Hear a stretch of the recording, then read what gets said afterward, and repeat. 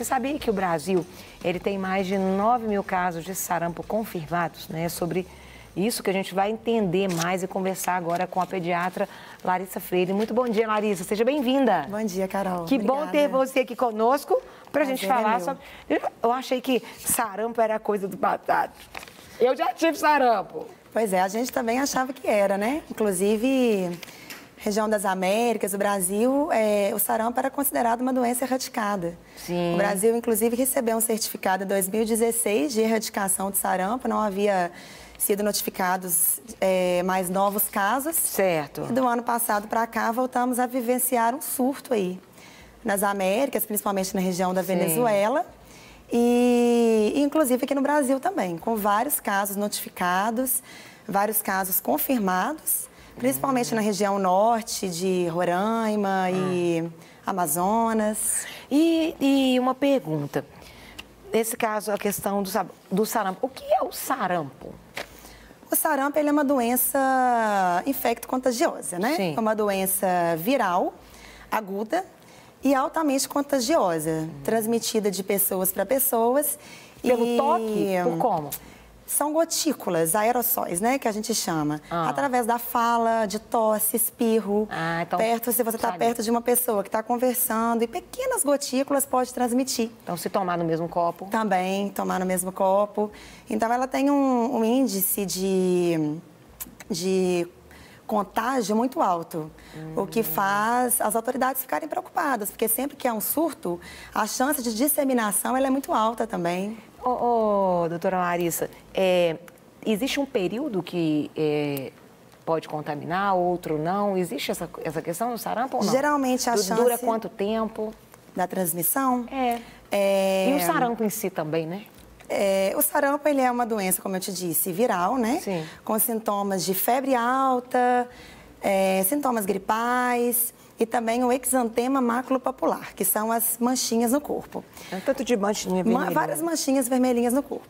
Até 6 dias antes do aparecimento dessas manchas e 4 dias após, a pessoa que tem o vírus, ela pode transmitir. Não, 6 dias antes, você não está nem sabendo. Você não está nem sabendo que você tem e você já pode estar transmitindo. Nossa, Deus. E por isso é uma doença preocupante, né? Quando eu tive, a minha boca ficou toda ferida. Deu cascas na minha boca, embaixo e em cima. Eu me lembro o meu nome. Isso é uma das características do sarampo.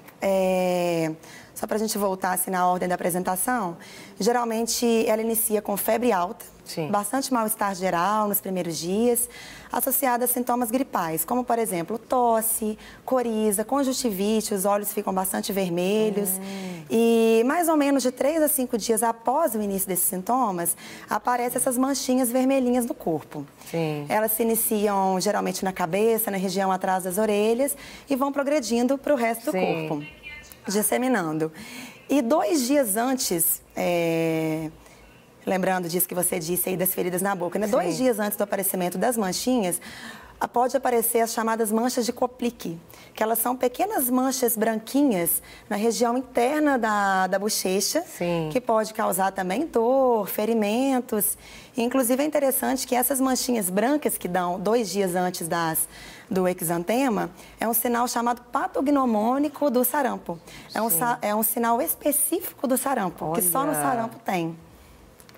Muitas vezes não é observado, né? As pessoas não prestam atenção nesse sintoma, porque logo que inicia as manchas vermelhas, essas manchinhas brancas vão embora, elas desaparecem. E normalmente acaba durando o quê? Dura o quê? Uma semana, 15 dias? A manifestação do sarampo? Depois que... Mais ou menos 1 semana a 10 dias. Pensando que nos primeiros 3 dias o paciente tem a febre, os sintomas gripais e depois inicia as manchas vermelhas, essas manchas vermelhas podem durar até 6 dias, em média. E pode durar até mais dias, mas em média são 6 dias. Por que isso, ou não, né? Isso acomete mais crianças? E por quê? É uma doença que ela pode acometer crianças, principalmente crianças mais novas, né? Esse surto que a gente tem visto agora, ele tem acontecido na faixa etária aí dos 6 meses aos 5 anos, mas também tem acometido adultos, principalmente adultos maiores de 20 anos de idade. Muitos adultos, eles não são vacinados, porque é importante lembrar que hoje em dia nós temos a vacina, nós temos maneira de prevenir o sarampo. Mas nem sempre essa vacina era introduzida no calendário básico vacinal. Então, muitas pessoas não foram vacinadas contra o sarampo. Sim. E nem se preocupam, não vão à unidade básica de saúde, não procuram saber e elas acabam podendo ser afetadas. E quem, por exemplo, já teve sarampo, pode ter de novo ou não? Elas se tornam uma pessoa imune? Normalmente não, porque o sistema imunológico atua, desenvolve uma imunidade aí permanente contra o sarampo. Então, tanto é que essa pessoa que teve o caso confirmado de sarampo, ela não precisaria tomar a vacina. O problema é você ter certeza se você teve o sarampo ou não. Porque como é uma doença exantemática, que a gente chama, ela pode se confundir com outras doenças. Sim. Existem várias doenças exantemáticas aí, né, presentes no mundo, que também dão manchas no corpo, que também dão febre. Sim. Então, pode acontecer da pessoa achar que teve sarampo, mas ela não ter tido, e por isso ela achar que ela não precisa vacinar, ela vai e infecta. E ela pode dizer, peguei 2 vezes, mas não necessariamente. Provavelmente não. Eu queria que colocasse, tem algumas informações aí na tela sobre os casos confirmados de sarampos locais, os estados onde tem aí a quantidade de sarampos. No Amazonas, 1.525, Roraima, 330, Rio Grande do Sul, 33, Rio de Janeiro, 18, Sim. Pará, 14, né? Tem aí Sergipe, 4, Pernambuco 4, Rondônia 3, São Paulo 3, Distrito Federal 1. Minas Gerais não está. Minas Gerais não está.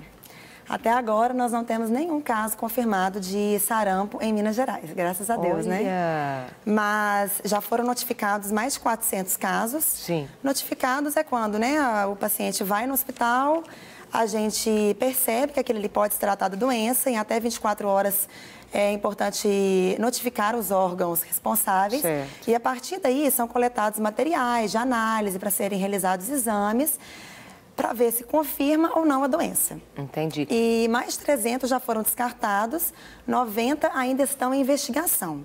Mas confirmados não temos nenhum em Minas Gerais. Tratamento, como ele é realizado? Não existe um tratamento específico para o sarampo. Até havia sido analisado um antiviral, sendo feitos testes in vitro, mas ainda não há estudos consistentes, não foi liberado nenhuma medicação para o sarampo.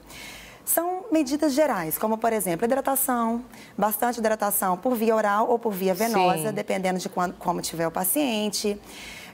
Se tiver conjuntivite, lavar bastante os olhos com soro fisiológico. Sim. Se o paciente estiver vomitando, antieméticos, repouso e como pode acontecer também infecções secundárias, né, como pneumonia, otite. Então, se isso ocorrer, nós vamos tratar especificamente a complicação. Se for necessário antibióticos, vamos entrar com antibiótico. E uma outra medida que tem sido aprovada, Sim. Que reduz a mortalidade, inclusive reduz também as manifestações clínicas do sarampo, é o uso de vitamina A. Então, tem sido preconizado a aplicação de 2 doses de vitamina A no paciente que tem o caso confirmado de sarampo.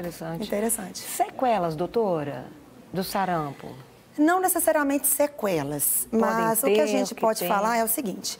Na maioria das vezes, o sarampo, como toda doença viral, é uma doença autorresolutiva. Ela vai afetar o paciente, ela vai deixar ele bastante convalescido, com muito mal-estar, que é o que a gente chama de morbidade, né? Tem uma alta morbidade, o paciente passa mal, muitas vezes fica acamado, mas é autorresolutivo. O problema é que, em alguns casos, podem ocorrer complicações. E essas complicações podem ser muito graves. Entendi. Pode acontecer pneumonias, levando à morte. Uma complicação potencialmente muito grave também do sarampo é a encefalite, que é uma infecção do sistema nervoso central. Isso sim poderia deixar sequelas. Sequelas neurológicas, motoras, sensitivas. E, inclusive, pode acontecer, é raro, um tipo de complicação no sarampo, que é a chamada panencefalite esclerosante. E ela não é naqueles dias da doença, pode vir a iniciar dias ou até meses depois da doença, Sim. deixando sequelas irreversíveis para o resto da vida. Então, é uma doença autorresolutiva, mas potencialmente muito grave. Só para a gente terminar, às vezes ela pode ser mais comum em homem ou mulher, tem isso ou não? de gênero? Não, de gênero, de sexo, não. De idade, sim, né? As crianças, principalmente crianças que têm algum problema de imunidade, gestantes também, ela pode se manifestar como uma doença mais grave. Sim. Mas o mais importante de tudo isso é a gente lembrar que nós temos como prevenir o sarampo. Existem as vacinas, né, para isso. E quem não é vacinado deve procurar a unidade básica de saúde para que possa confirmar o seu estado vacinal. Não quer ficar um segundo por fora da nossa programação? Agora você pode nos acompanhar através das plataformas digitais. Não perca tempo. Acesse, curta e siga-nos. Fique por dentro de tudo o que acontece por aqui. Rede Super, inspirando você.